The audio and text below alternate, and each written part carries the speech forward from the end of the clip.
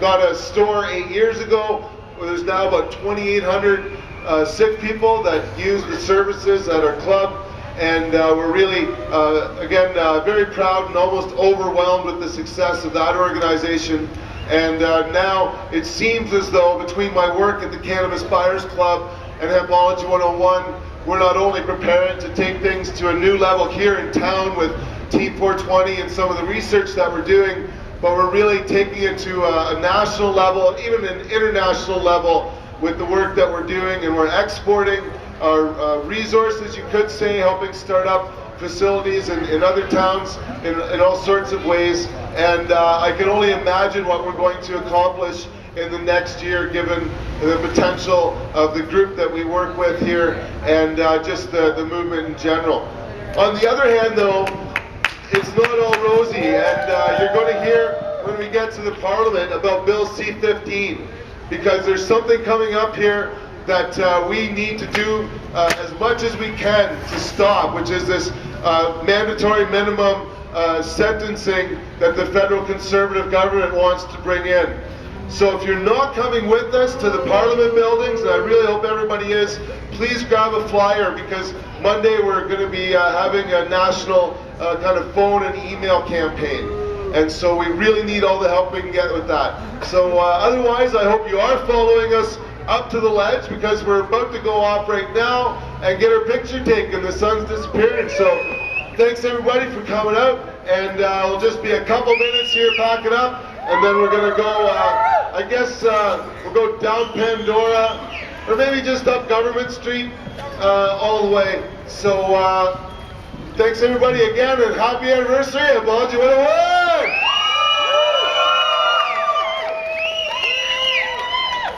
Yay, Ted!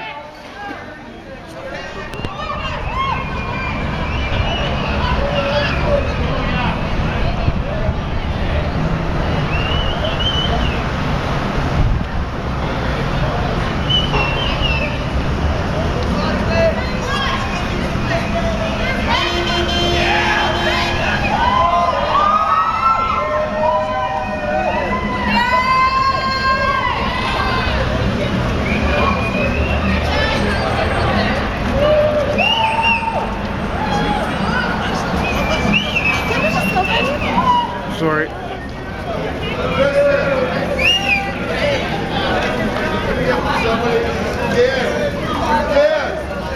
you help Kristen hold this?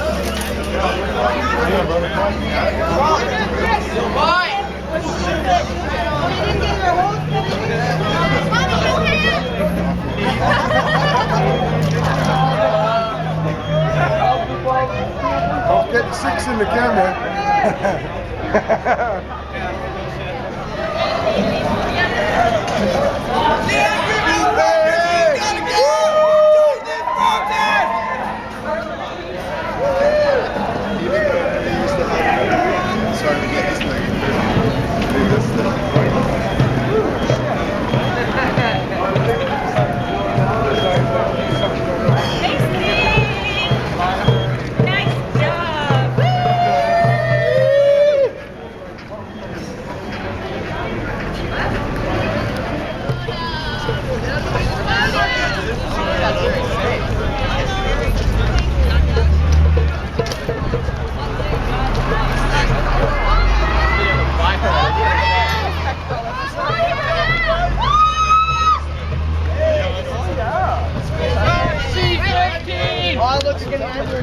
Hey, I know the guitar player.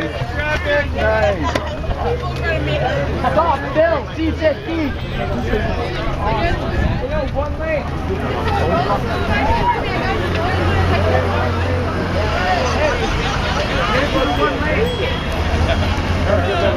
We got you covered. Hey, hey. One lane. Oh, emissions. Got to go.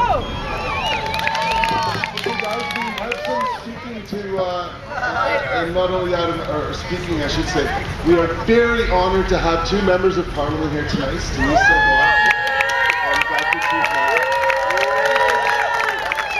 But before we get to the speaking, we have to do our annual group photo. So I'm going to ask if everybody could come around to the front. We make a postcard I have some of the ones from last year buried here, but we make an annual postcard of our anniversary. So if everyone could please work their way over, and it will be real short and sweet, and then we'll get back to the rest of the festivities here.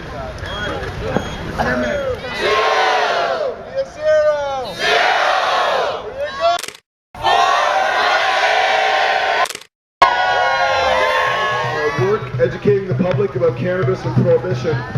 There is a battle going on out there that the Conservative government is waging, and they're very close to passing a bill that would severely, I think, damage Canadian society, not just cannabis users.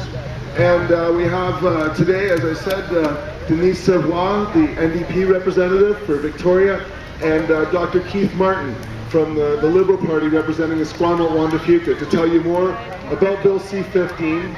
And when they're done, I'm going to tell you how you can help stop Bill C-15 with the phone and email campaign that we're initiating, a national campaign out of Victoria. So again, we are so lucky here to have two of the most outspoken opponents of this bill here. And thank you so much for coming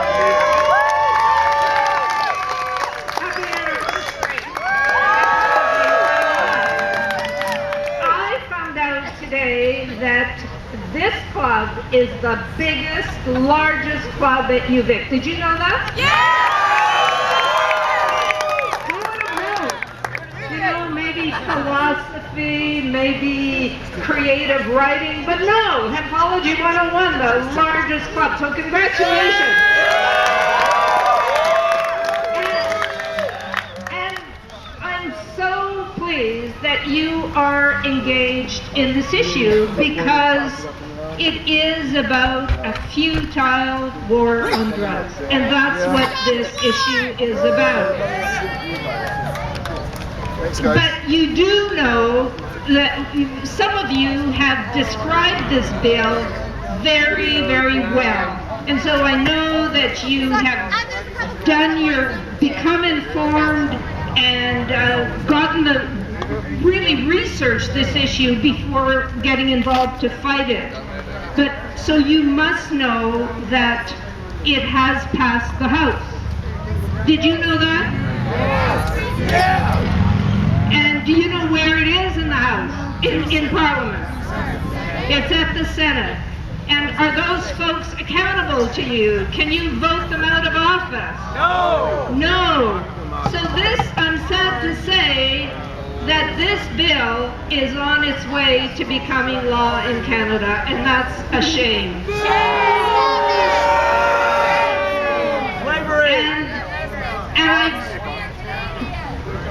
And you know, this is a bill that both Conservatives and Liberals voted for, both at committee, and despite all the comments from expert witnesses, from law professors to experts who say mandatory minimums don't work, especially for non-violent drug crimes. So this isn't as if we think we're doing something enlightened that will help address the issue. It just doesn't work, and yet we're going ahead. I was just reading today, there's something like $385 million, and most of it go under the conservative federal drug policy that goes mostly, guess where? 385 million goes to enforcement, to arresting growers, marijuana growers, instead of going to prevention, to treatment of very serious drug abuse. And that's the concern. In this bill, there were a few good parts to it initially, but the Conservatives seem to have the knack of putting a poison pill in even a good bill, because this bill did talk about community courts, and it did talk about drug dealers to young people by schools, things that I think we would all oppose. And yet, you know, what this bill does is further criminalize even the marijuana user of one cigarette, one smoked.